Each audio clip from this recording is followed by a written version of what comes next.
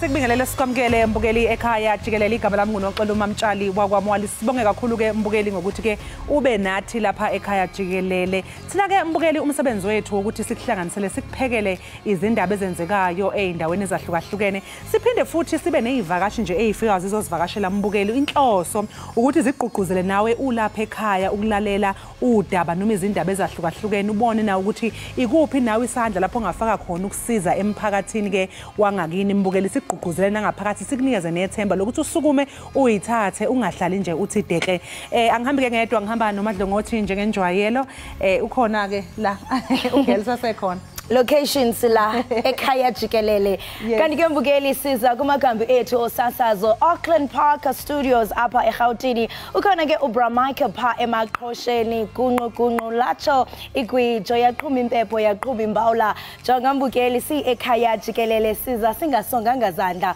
kuba ngenene singumthombo wolwazi apho ekhaya singumthi kaloku kwabadiniweyo bafumane kaloku impepho right mbukeli wami igama lami nguKhalosa Kalubisi unonkanyezi uthi Madlongothi xa undibiza masitshaye siqhuma yanamhlanje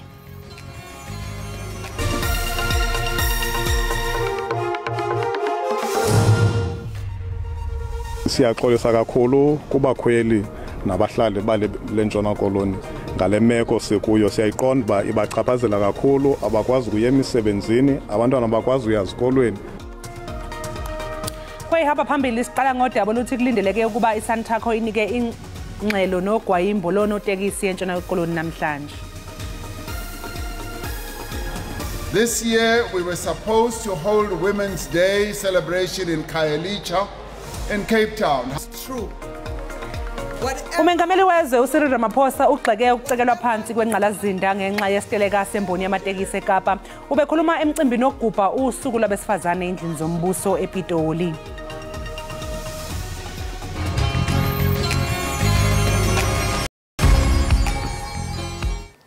Barani mawoko mpokotela mchinangana moshetel barani mawoko aye imisihilari thamani milanguteli ekhaya Jikelele lami ngata kuma kona mahungu man'wina ma swilo hinkwaswo tipolitiki weather ni ri hinkwaswo imisihilari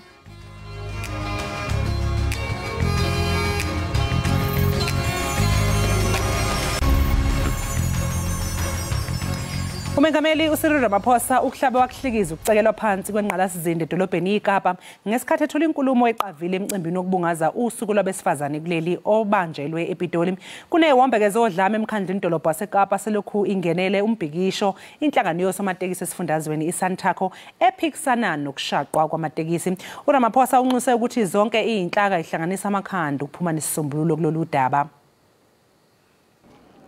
Kudingeke ukuthi umcimbi wokugubha usuku lwabesifazane ungasabanjelwa eKhayelitsha eKapa wayiswa ezindlini zombuso ePitoli nalapho abesifazane bangonyaka u1956 bamashela khona Umengameli ke uRamaphosa ugxeke kakhulu ungahloniphani ukuphula umthetho kulombhikisho ilabo abaqondene namatekisi While our democracy protects peaceful protest as well as lawful strike action we cannot condone what has been happening in Cape Town, and we strongly condemn the violence and the destruction caused by this dispute. Ungqongqoshe obhekela besifazane izingane kanye nabantu abaphila nokukhubazeka uDokotela uNkosazana Dlamini Zuma uthi abesifazane bakuleli abakhululekile nakancane South Africa is not free. It will only be free when we are free as women. I want to say as government president, let's take the district model approach, even on GBV. Let's say in every ward, the councillor must be at the forefront of fighting GBV. Kukhulunywa ngesihlava sodlame oluyamene nobulili umyalezo ubuqondiswe ngqo kulabo abahlukumezayo abadlwengulayo kanye nababulala abantu besifazane When you touch a woman and you are arrested, no bail for you.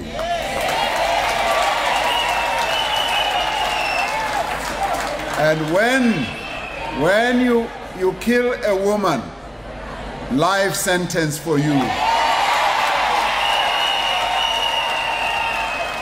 Umengameli uphinde wakhuluma ngemiholo engalingani emsebenzini phakathi kwabesilisa nabesifazane kamuva nje indlela isafa iphatha ngayo ibanyana banyana. There must be equality of payment between men and women at that level. In fact, right now, I'm sure you will all join me. They should actually be getting more paid because they perform better than our men. Abesifazane kuleli abaphephile emakhaya abo, emgwaqeni, emsebenzini, ezikoleni, emanyuvesi kanye nje nasemphakathini wonkana ngenxa yodlame olubhekiswe kubo. Ingqina lombuso kwityala lokubulala uSenzo Meyiwa kwinkundla ephakamileyo ePitoli, uTumelo Madlala ucatshukiswe luluvo lokuba kwakungekho bantu bangenelelayo kwindlu ekwadutyulwa kuyo uMeyiwa wabulawa.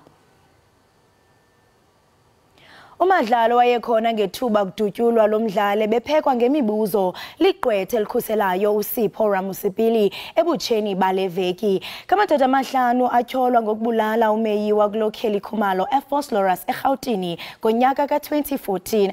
Kanti ke ityala liza kuqhubeka ngalentsasa. Uma ngabe sibela udabeni oluthinta isiteleka somatekisi eKapa, iSantaco ithi lesi siteleka soqhubeka isikhathi esingaziwa. Lenhlangano iphinde yadalula nokuthi izonikela enkantolo kuyofaka isicelo esiphuthumayo malungana nokuthi kudedelwe amatekisi ashaqiwe kuphinde kunqandwe umkhandlu waseKapa uqhubeka nokushaqa amanye amatekisi kuze kube kuphuma isixazululo salenkinga itheka. We convened today with the National Minister of Transport, Mrs. Sindisiwe Chikunga, who was with us all along these days, and she was discussing our challenges with us together with the Department of Transport and the City of Cape Town. Unfortunately, out of what she was trying in her intervention, we couldn't agree on anything. Today, she was here and she consulted the legal expert around this issue. As a result, as we speak, we are waiting on her to come back because she went to meet with the province. So we are waiting for her to come back. Meaning what we are going to say now might change at a later stage depending on what she brings. But for now, what I want to report to the public out there is that we agreed on the day in which we started the stay away that it will run up until today, the 9th, with the hope that we'll resolve all the issues that were on the table. But unfortunately, up until now, the City of Cape Town and the Department of Mobility of the province couldn't come on board based on what I've said already about yesterday's meeting. And that forced us to have no choice but to look at what we can do else in order to save our business. As a result, we are going to go a legal route as well in order to save our business. As we have pointed out that the way in which our vans were impounded were illegal. 3 offenses that allow your van to be impounded are pointed out clearly on the National Land Transport Act. And the offenses is only 3. 1 is that if you have no operating license. 2, if your driver does not have RTP and driver's license. 3 is the roadworthy. What was done by the City of Cape Town was to combine the offenses that are pointed out or defined clearly on the National Road Traffic Act together with those that are in NLTA. And those don't warrant any traffic officer to impound your vehicle. Hence, we are still in this because we cannot agree on something that is a law. Law should take its course. That is why we are now going to court for legal assistance in this regard. That then puts us in a corner in terms of starting operating tomorrow, because we have taken that decision late this afternoon, and the process of court depends. But our lawyers are busy compiling affidavits and so on, like application that they will submit latest by Friday. Then we will see what happens after that. And the application is to interdict the City of Cape Town and the Provincial Department of Mobility for impounding our vehicles. That is where we are at the moment. But we are still waiting for the minister, meaning the national minister, to come back from the officials of the province, including the premier, and tell us what they have agreed upon. But at the moment, that is what we have done so far. We can't wait till tomorrow morning to let the public out there know that we're not operating. So that's why, hence, we will take the decision that we say that we're not going to operate tomorrow until we file the papers in court, because JP's threat out there is that he will impound 25 vehicles for every vehicle that was stoned, burned, or what. So if you add that up, I don't know how many vehicles he's going to impound, and I think that will just throw some oil on the fire, because people is not going to be happy if that should happen. And for that reason, we will rather take the route to court than exposing our members to his intimidation. Abashayeli bamaloli emngceleni iKomatipoort eMpumalanga uma ulibhekise eMozambique basola ososeshini bamatekisi ngokubahlukumeza, bakhala ngokuqhwagwa impahla yabo kuphinde kukhahlanyezwe namaloli abo. uNhlamulo Mabasa uyabika. Ezinyangeni ezimbalwa ezedlule inhlangano yamatekisi yanquma ukuthi izolawula umgwaqo N4 eKomatipoort obheke eMozambique. Abashayeli bamaloli bathi yona lenhlangano yamatekisi ekade bavikela isibajikele manje ibabamba inkunzi. Bashayela amavili bayapontshisa basidubula konke nje lokubi bakwenda la. Kahle kahle labantu balambile. Inhlangano yamatekisi iziphikile izinsolo ezibhekiswe kuzo. We're not beating anybody. We're not doing anything wrong to anybody. We're not rob anybody. So hire just to control the queue. If the driver is jamming the line, we tell him to turn back. Inhlangano yamatekisi libombo Maputo Corridor Transport Logistics inxusa uhulumeni kuba angenelele ukuze kuxazululwe lenkinga.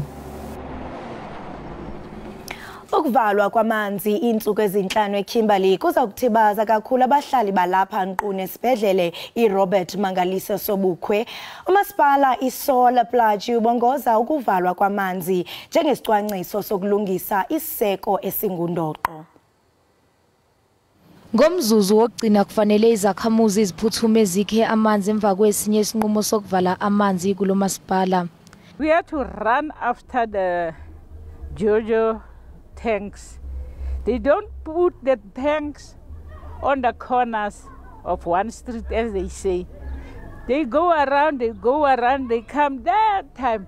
And we are old ladies. Obviously, my brother, as you can see, and as you already know, that a lot of businesses are going to be affected by this water shutdown. And with the load shedding and all, load shedding is understandable, we got used to it. But water is going to affect us hugely, not only as businesses, but only as also as households as a whole. Ukuvalwa kwamanzi kulindeleke ukuthi kukhahlameze isikhungo sezimpilo eRobert Mangaliso Sobukwe. It's an intervention measure to manage the usage of water for ablution facilities and emergency cases at Robert Mangaliso Sobukwe Hospital. In this case, the more people moving in and out of the facility, the water demand will become higher, of course. Umasipala uthi uvale amanzi ngoba ufuna ukulungisa inqalasizinda. The interruption will also present an opportunity for us to incorporate the repair of major leaks on the reticulation network. This will provide the municipality enough time to fully drain the affected pipes, to undertake the repairs and to restore the water supply to all communities. Amanzi kulindeleke ukuthi abuye ngomsombuluko ebusuku.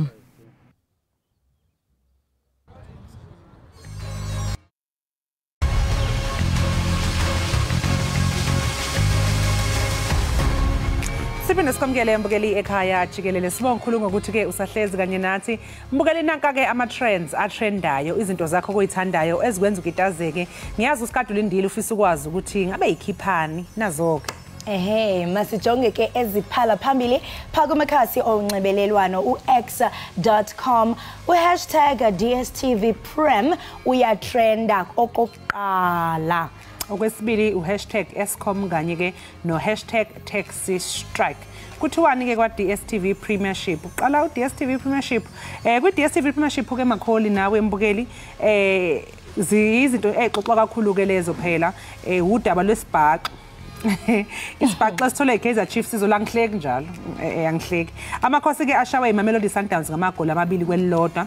iSundowns kuyiqembu ke lika Patrice Motsepe belihamba phambili ngegoli elilodwa eqandeni kanti ke ekamtawunge abafana basephefeni bona bakwazile phela ukulinganisa zase zibantanganyeke. Hayi kholosa kuthe nje sekuyophela umdlalo iSundowns yavela yakhombisa ukuthi ayizili kuzosinisa amahleza kulomdlalo yashaya igoli lesibili okuyilona ke igoli ebanqobe ngalo lomdlalo. Okunye okwenza ukuthi ludaba trend ukuthi phela bekungavimbile ke unozinto othenjwayo itumele ngikhuni lapha kwiKaizer Chiefs. Abantu bebelokhu bethi nje uphi uItu liya trenda phela iKaizer Chiefs imbukeli trendiswa yijezi layo futhi elisha lele lifana nelamabhokobhoko kodwa ke okuhlekisayo ke ukuthi njengoba phela bedlala ngejezi lamabhokobhoko nje wona ke yanqoba kodwa amakhosi ke awayabola induku. Ngiyakhumbula mangifunda indaba lapha ebusuku khona umbukelo belokho ebhalile ku social media ngicela nje ungalibiki udaba lweChiefs ungalibiki thola amamtshali ngithi hayi phela isizwe kufanele sazi ukuthi kwenzakaleni Nkosi yami kufanele ngisitshele sonke isichaba ngikwazi ukufihla. Hayi inoba ilanansika yokuhleka ebaxhilinisayo bazive benekhwiliba. Ake sibheke ukuthi bathini ke ababukeli ngalolu daba.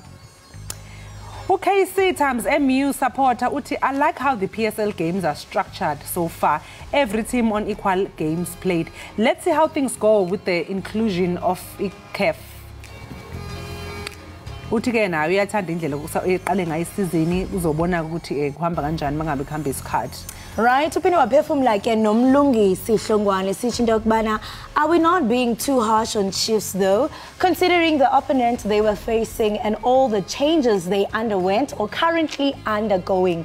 Are we not impatient? Uyathi into yokubana ana bethuna ningathi sihamba ngesantya esiphezulu masibe nomonde ingathi nje sihashi ku Chiefs mhlambe umengabe ngempela mhlambe nawo lo ngiyam understand umbukeli ukuthi usho ngayiphi angle ngoba phela masibuka lo yamdlalo bekumdlalo naye iChiefs ibibambe zaqina umuthi uyacabanga ke futhi igoli lesibili ke Colossal lingenese ku 89 bese kusela ama seconds uthi umdlalo uphele uyavela liqolela phakathi kwiSundowns ingasalindelekile. So nje hayi kube umdlalo onzima wona izamile impela ke bandla abafana bawuthula noxolo bazamile. uSkobo yena igama lakhe libhaliwe lapha ngitshela libona bangangishaba abukeli alisuke ekhanda lami lithi @Skobo Mampela uthi yena Kaizer Chiefs is a typical example of Baswadi build company from the ground and try leaving it to the kids to run it, but the kids know nothing about running the company. Hayi wenza ke umfanekiso lapha uSkobo uthi akuyafana nokuthi abazali bafike bakhe inkampani bese bayishiya sebeyishiyela izingane kodwa izingane azazi lutho ngokuthi ke leyo nkampani yenziwa kanjalo. Nayi ke itwithi yokugcina melana ne #DSTV Premier. Yes, ukhadusi yathi into kubana to my fellow Kaizer Chiefs #Kaizer Chiefs fans, stop this nonsense of booing and shouting at our players. It kills their confidence. Nibadala and teaching kids is a wrong way to support. We signed well, give them the time to get it. You can swear at me, I do not care. Uthi jonga bethunana khaniyekeni lento eniyenzayo banithi boo niyayibulala iconfidence yabo. Uyathi into kubana lena indlela enenza ngayo ifundisa abantwana indlela erongo yokuxhasa.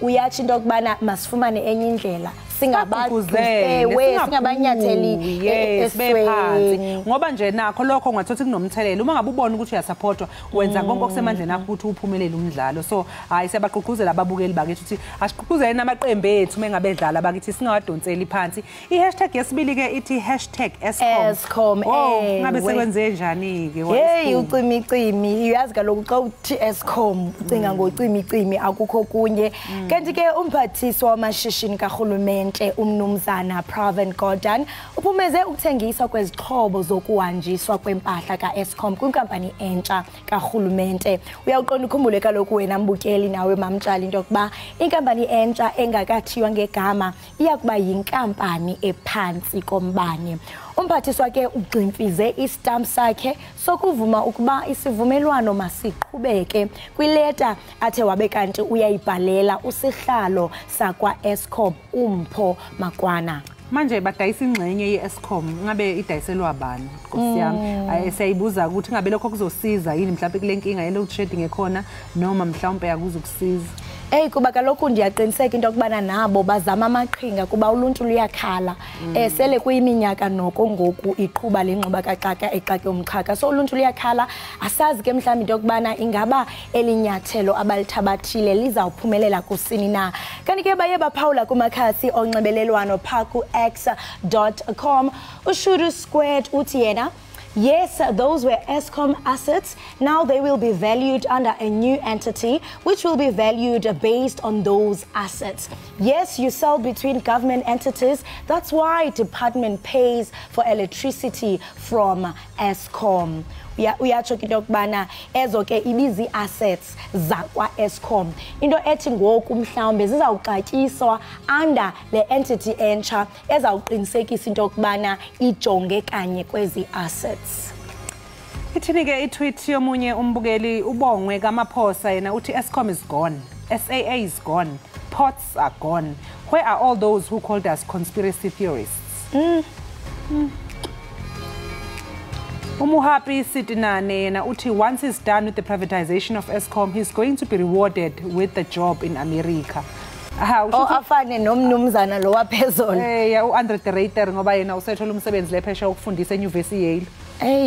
Kuthi ukuthi ke mhlawumbe asazi zizimvo zabantu ayizozimvo ze-Ekhaya Jikelele kanti ke xa siyiqwela siyiqongqotha uyatsho uMr Chewu into yokubana there goes your Eskom comrades don't play they will sell and give away for free before you know it there'll be nothing to sell but you viva sell out viva kwanzima ke lokho bafowethu nanokuthi mangabe kwenziwa izinto enjengalezi ngiyayibuza nokuthi mhlawumbe thina siwumphakathi noma siyama citizens mhlawumbe akwenziwa in consultation with us maybe mhlawumbe sibuzo thina ezethu izimvu ukuthi zithini maybe kusayini into ethize baye batsho ke bona into yokubana bayabaquka uluntu xa beziphendulela bayatsho into yokubana bayafaka kumakhasi onxibelelwano nabantu mhlawumbe abazi community leaders babandakanye ngokutsho kwabo kodwa ke uba ungambuza mhlawumbe umuntu osezilalini ingaba lonto iyafikelela na okanye ubona sekuthatyathwe izigqibo without ukuphefumula kwakhe yes ihashtag yokugcina ke ihashtag nje elokhu itrendile ethi nje #taxi strike siyaqhubeka phela mbukela isiteleka samatekisi ke ebesivele ke sabahlalisa libhojozi abantu base Western Cape bahlezi libhojozi ngempela ngoba abanye siyababona bengibona nje izolo ivideo yabasebenzi ngazi noma abase kwenye yendawo zokudla abalele emsebenzini ngoba manje bakwazi ukubuyela emakhaya so insuku lokuqala istrike nje bageza khona emsebenzini bahlala khona ngoba bakwazi ukubuyela emakhaya baphinde babuye emsebenzini abashayeli bamatekisi ke abezwa mshini nje ngoba phela bafuna ukuthi amatekisi abo ashaqwe umkhandlu udolobha abuye namhlanje ke bekulindele ukuthi ke iSantaco kuyinhlangano yamatekisi bambe isithangami nabeyindaba ukuzocacisa kabanzi ukuthi basihoxisa yini na sibonileke lapha ekhuluma ke umholi weSantaco esho ukuthi no khathi besazo amaloya wabo noma ke abameli bazobuya kusasa kubo ngalamaphepha bawafakile ukuthi phela bafaka isicelo sokuthi awabuya amatekisi abo sho umhlahla nje uzoqhamuka after kusasa ke uma ngaba abameli babo sebebuyile besho ukuthi kuzothini nongqongqosho wezokuthutha ke kuzwelonke phela usigxekile isinyathelo sokushaqwa ke kwalamatekisi wathi ke awadedelwe abuyele kubandikazi kodwa cha umkhandlu wedolobha waseKapa wona uthi no akho amatekisi la sawadedela ke sizwe ukuthi bathena babukeli ku X melana nodaba lo taxi strike make sive babaphefumule besithini na ulakhe uyathi into kubana #taxi strike Boycott taxis as much as possible after the strike. We, the people, must take the matters into our own hands. We are not safe with taxi drivers. They show us they will hurt us. They show us they will hurt us, okay? Why must we support them? Use buses as often as possible. Oloke lulu volka lakhe sithi into kubana makayekwe amateksi. Kanti ke mbukeli njengoko kaloku luqhubeka olugwayimbo lwamateksi sanxibelana naye kaloku athule jeke. Sike sabika ngaphambili kaloku ngomba ophethelene nomongameli welizwe egxeka ke iziganeko zobundlobongela obuqhubeka pha kwelaseKapa kwiphondo laseNtshona Koloni. Njengoko ke bekukho uqhankqalazo lonoteksi sikoyikhankanyile into yokuba isanthakho iza kuthetha nonondaba namhlanje icacise banzi. Sesarhwetha ke intatheli yendaba uAthule Joka Gxebe okwiphondo laseKapa. Masikubulise Athule sikwamkele enkqubeni Ekhaya Jikelele. Bulise kwakholosa nokubaphulaphula nababukeli bekhaya Jikelele ngokubanzi. Siyaqonda into yokubana isanthakho namhlanje izawuthi thaca nonondaba. Ungathi mhlawumbe imeko injani ngoku apho eNtshona Koloni? Imeko ndingathi mhlawumbi xa sethetha ngobundlobongela zisehlile kancinci iziganeko yakukhumbula kwintsuku ezigqithileyo sibonile ukutshiswa kwebhasi, sibonile kudutyulwa abantu bebulawa, sibonile ukuvala kwendlela, sibonile kuthathwa neeteksi zihamba ziyovalelwa. Kodwa ke ngoku kusathulekile kancinci sizivayo nje ziziganeko apho fumaniseka kugityiselwa iimoto ezihambayo ezindleleni. Kodwa ke ngoku kusathulekile nje kancinci. Kodwa ke ndingatsho ndithi umthelela okanye ifuthe loluqhankqalazo lonoteksi liyabonakala kwi-sectors ezohlukileyo kwezemfundo. Ngapha kwabafundi abangapha ku-850,000 abayanga esikolweni ngokutsho kwesebe lezemfundo. Isebe lezempilo lona lethi linyanzeleke malivale amaziko ezempilo ali-10 emveni koko yavala nezinye iikliniki eziliqela ngaphakathi esixekweni. Ii-businesses kakhulu apha edolophini zibethakile kakhulu. Kodwa ke kholosa ndiyafuna ke sithethe nabakhweli kwakunye nabahlali balapha eKapa sive ukuba ibachaphazela njani nale meko. Sir, just talk to us about how this strike has affected you here in the Western Cape. Well, it's been a complete waste of time. Fear, the wives, the women, the daughters, everybody, they don't know what to do. People worried about their salaries because they're not getting to work. Yeah, man, it's crazy. It's like, this is a form of terrorism, in my opinion. I think they should just bring in the army and let them sort them out, because what's the point of having law if you don't enforce it? And also personally, has it affected you? Yeah, well, at the moment, my wife is pregnant. She's having some complications. We had a big problem with you going to the hospital and getting her seen to. We ended up going to a doctor, which was full. We ended up then having to go to Grooteskeer, which we're not supposed to be at, but they helped us. So, yeah, the hospitals are short-staffed, so everything's taking longer. It's just, man, it's not good. And also in your line of work, I understand you also go to other areas. How do you go around?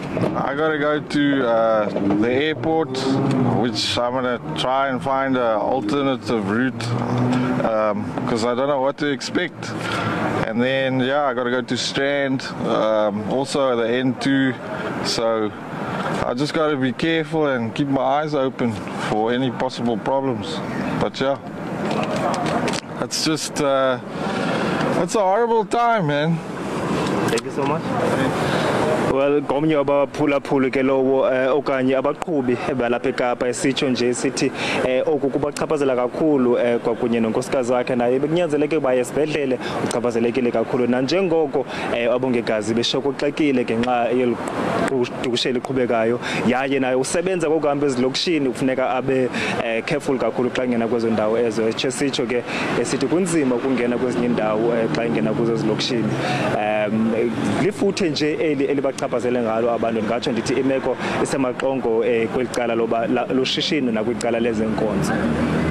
Ngenene imeko imaxongo singatsho sithi mhlawumbe ilizwe okanye iphondo lasentshona koloni ligutyungelwe lilife limnyama njengoko sithe gqolo uxhaphaka iziganeko zodushe nobundlobongela kuyaphawuleka into yokubana bekukho indaba zokuba kuye kwasweleka umntu omnye ingaba sele fumanekile ukuba ngubani lo mntu othe wasweleka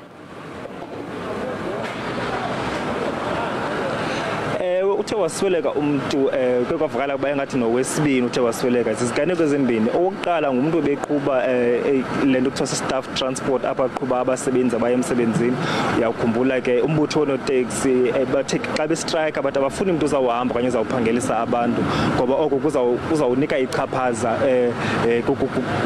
kwindlela abazama ukuqhankqalaza ngayo ingako iibhasi bezithutha abantu bezisenziwa njengenye indlela yokuthutha abantu zithe zatshiswa uthe ke lo mntu xa ethutha abo bantu aba yamiswa imoto yakhe sayibona kwezo video bezithe kumakhasi onxibelelwano ibethwa ngelitye wazodutyulwa ngeempumbulo ezimbini lahlanza iselo waswelekela apho okwesibini yena umntu bekukho umqhubi ebehamba esiya e-airport uthe ke xa zohlaselwa ngabantu wakhupha umpu wathi wadubula kwabo bantu wangcwelerha ababini kwasweleka omnye so isengabo bantu abo bathe basweleka siyakhumbula ke nangolesihlanu ukhona umntu wengalo yezomthetho i-law enforcement officer naye othe wadutyulwa ngokunjalo ngethuba iseko wabo so kukho ezo ziganeko nje ezinjalo xa sithetha kwelicala lokudutyulwa kwabantu Masibambe ngazibini wena Athule Joka ngexesha lakho kwaye siyathemba into yokubana amapolisa akhona kuba lo mnumzana ubuncokola naye wayikhankanya into yokubana funeke besebenzise i-routes ezi-different kuba kuxananazile endleleni siyathemba into yokubana amapolisa achophe ezithendeni kwesisixeko sibambe ngazibini Athule Right mbukeli wami lo ke besetha nayo intatheli yalapha e-SABC sesiyaphosa ke intambo kuye pha eKapa lodumo esixelela banzi kaloku ngemeko eqhubekayo ephondweni entshona koloni njengoko kaloku sithe qolo uxhaphaka iziganeko zodushe kwelaphondo kanti khumbula mbukeli into yokubana isanthakho namhlanje iza kuba nodliwano ndlebe nonondaba qiniseka ke into yokubana uthe qolo ubukela ijelo lakho lika SABC liza kuxhobisa ngokuba kanye kuqhubeka ntoni ngoku ke masithi qhwi evenkileni qiniseka into yokubana awugqushi siyabuya emva kwalentengiso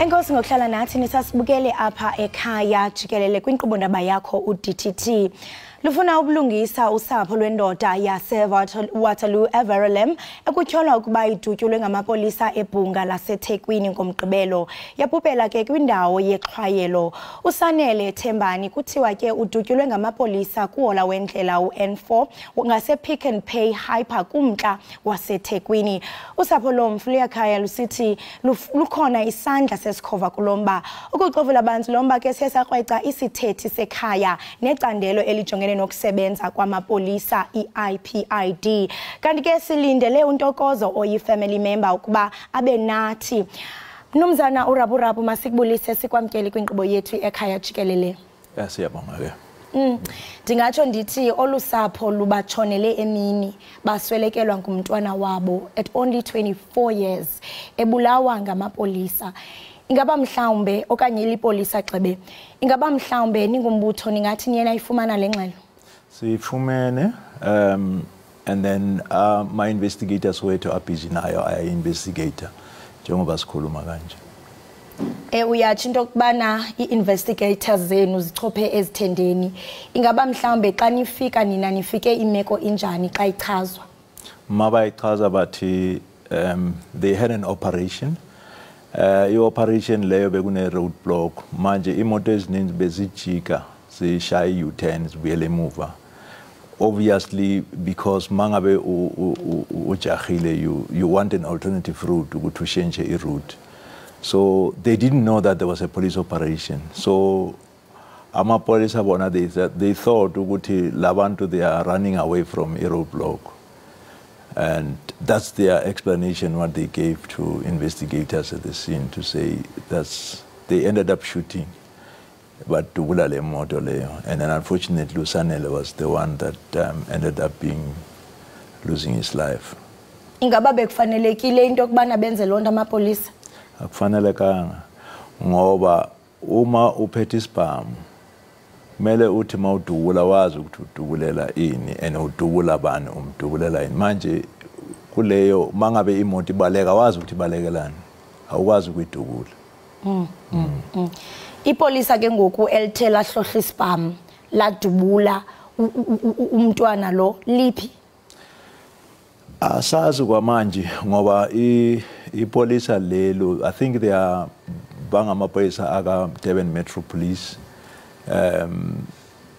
ngokwenza kwethu we not supposed to ukuthi sikhulume nabo at this stage until sithole evidence and then sizobalanda masisiqedile ngeevidence yethu kwamanje kusakhulunywa nama witnesses abekade khona ukuthi sibuze kubo ukuthi kwenza ke nisukwazi ukuthi sibe ne case before silanda laba siyobuza kubo ukuthi kwenzakaleni but I department yona explanation yayo ilebe kade ngichaza manje xa uthi nisalinde uba nifumane i-evidence ndiyacinga into yokubana kule ndawo eyenzeke kuyo esisehlo indawo epublic and sentsho nosapho ngoku liyakhala luthi lufuna ubulungiswa kwaye njengombutho umsebenzi wenu kukuba nijonge izenzo ezenzekayo esingathi into yokubana azikho semthethweni ezenziwa ngamapolisa so xa uthi nisalinde mhlawumbi into yokubana nifumane i-evidence ingaba kunithatha ixesha elingakanani emva kwesehlo angithi manje makwenzeka lento nje ufuna abantu abayibonile lento ukuthi yenzeke kanjani and then mawuqeda lapho njengoba kushone umuntu kune medical evidence lefunekayo ukuthi utholakele ukuthi lo muntu udutshule kanjani isibhamu singene kuphi saphuma kuphi ile evidence lesikhuluma ngayo leyo Okay ndisajonga apha kuba ibilithemba lethu lokuba siqhagamshelane nosapho oluzayichaza imeko kuba kwenzeka ntoni kwaye yintoni mhlawumbe abayifunayo belusapho niqinisekile ludandathekile usapho because balahlekelwe ngumntwana wabo ona 24 years and kuyatshiwo apha kweliphepha ndaba enjonga kulo into kubana emotweni bekhona abahlele bebengaphakathi kwase kuba khona abantu abathathu bebehleli ngesemva yena wafunyanwa yile mbumbulu ingaba mhlawumbe uncedo elingathi usapho lufumane kanye ngelixesha kuba bamile ngoku bafuna kubotshwe umuntu abantu bazobotshwa ngithi manje bekunamaphoyisa bekungekho iphoyisa eli1 ebekade lilapha so kumele investigation yethi ibheke kubonke labantu laba ukuthi ubani wenzeni ukuze sizothola nje ukuthi masibopha umuntu right and then kumele kuthathwe ibhamu zabo zihanjwe investigate ukutholakala ukuthi udubule nini ubekadubulelani lo muntu ingaba mhlawumbe yothatha ixesha elingakanani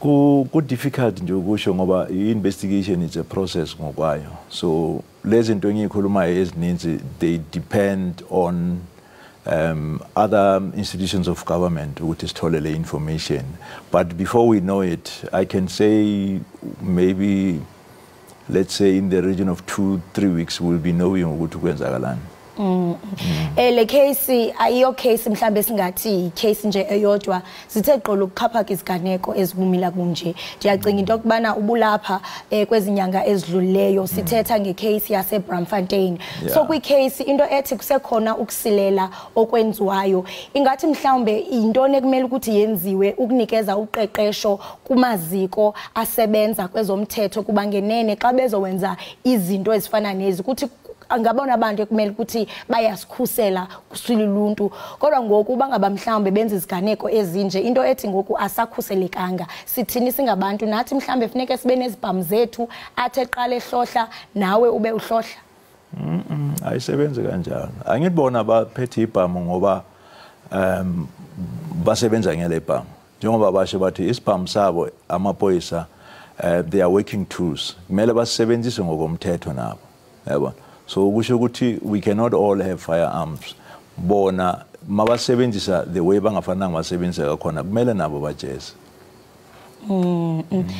usathetha ngalonto siye sakwazi into kubana siqhagamshelane nalo ilungu losapho masikubulise sikwamkele enqubeni ekhaya Jikelele ngiyabingelela ngiyabonga futhi nethuba Ntokozo masiqale nje sithi ngxe ngenene liyena lehlela ilife limnyama nelusapho tutwini akulahlwa mbeleko ngakufelwa. Ungathi mhlambe njengolungu losapho nithe xa nisiva isithonga okanye ingxelo yokuba usanelwa kasekho emhlabeni naye kwindawo yexhwayelo, ingaba nifike sinjani isimo?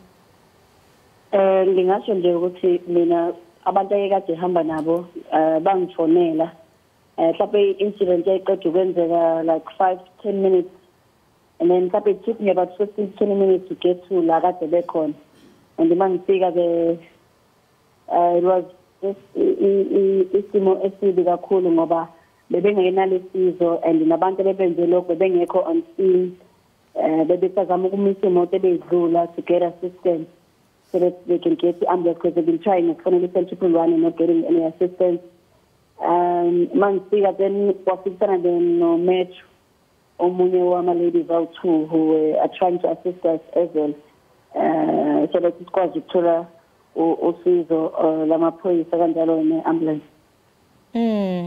Apha enqubeni sikwanaye nomnumzana uRaburabu osuka pha kwicandelo lamapolisa okanye icandelo elijongene ukusebenza kwamapolisa. Siyaqonda into yokubana nilusapho niyakhala kwaye nifuna ubulungiswa. Ungathi mhlawumbe kuthethwano lwenu namapolisa isimo sinjani ukuzawuthi kangoku? Ungathi mhlawumbe ubulungiswa buchwechwela ngasemnyango? Singasho nje as a family ukuthi asikaze sibone ukuthi singaba esimene esifana nalesi, and we have never even thought of it and never even seen it coming ukuthi singaba esimene esifana nalesi, but we are grateful ukuthi within the IP came and they was visible, and basaqhubeka futhi ba communicate nathi and besazisa ukuthi sekhambe kwafika in terms of the case. And I think with time, obviously they will be able to engage as well, because we understand the system here, so South Africa which is kanjani. But I can certainly say they've been engaging with us, and they were there I think one of the officials came to on scene ngalusuku, and they've been communicating with us when the case was moved from the SABC to IP. Kuyabonakala into yokubana inkonzo yesipolisa cebe ibinani kweli xesha elinzima kuba ke nomnumzana uRaburabu uye wayichaphazela into yokubana nabo beliziko bayichophele ezithendeni kwaye waqikelela into yokubana mhlawumbe elityala lingase lithathe noba mhlawumbe yi3 weeks, esithi into yokubana akakwazi into yokubana achaze ukuba elipolisa elithe lenza esisiganeko lifumanekile kusini na kuba ke yonke into isa investigator. Ungathi mhlambe wena yintoni ongarhalela ukuyibona kule nkqubo isenzeka njengoku sithi into yokubana ngenene amapolisa ayayeza afumanise kwaye athembisa into yokubana kuzolunga, wena njengolungu lomndeni okanye nilusapho ninonke yintoni mhlambe eningarhalela ukuyibona isenzeka? Ngiyacabanga ukuthi nje okokuqala ukuthi umthetho udlale indima yawo and baxhumane nathi constantly ukusazisa ukuthi sekhambe kwafikaphi. Siyazi ukuba ngeke asoze aphinda abuye, uNkulunkulu umthathile kulungile, umthathe ngalendlela esihlalele ngenaqala engenze lutho, engamiswanga, engajahwanga, eyipassenger ehlele eceleni, nokuba kuthiwa iphutha belikade lenziwe udriver akenzanga lutho yena, bekade semotweni ehleli kuyona. Sinethemba ukuthi umthetho uzodlala indima yawo, and esifisayo ukuthi axoshwe emsebenzini, aluze ama-badge akhe njengephoyisa ngoba indlela ayiphatha ngawo ngaloba busuku akayiphathisanga njengephoyisa.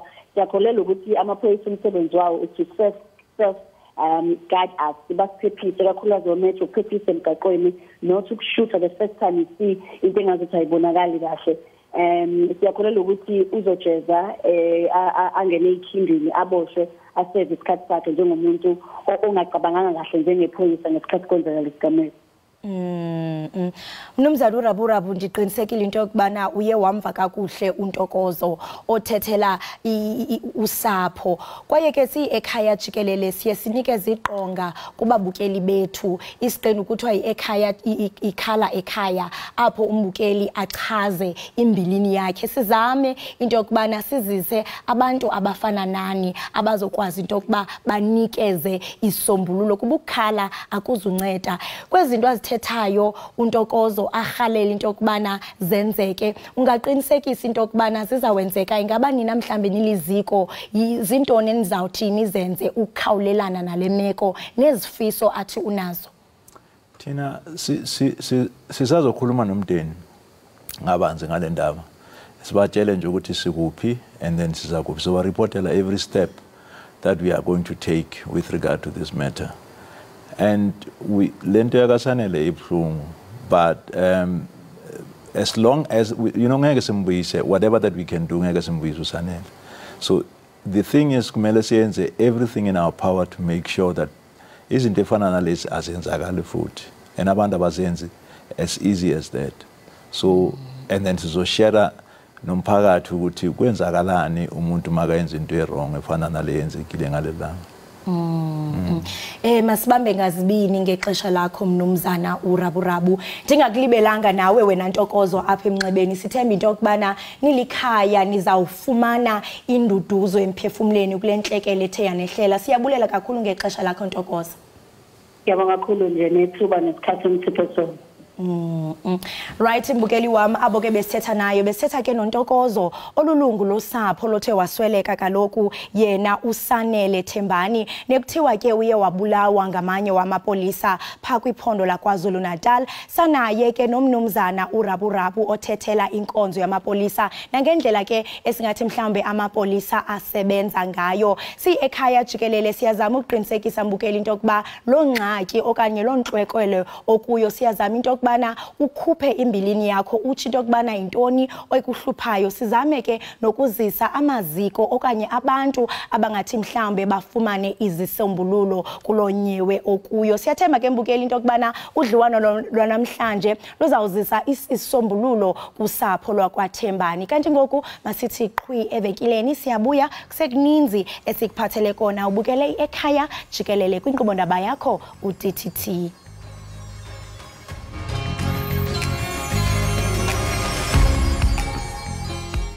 Siphinde sikamukele mbukeli Ekhaya Jikelele.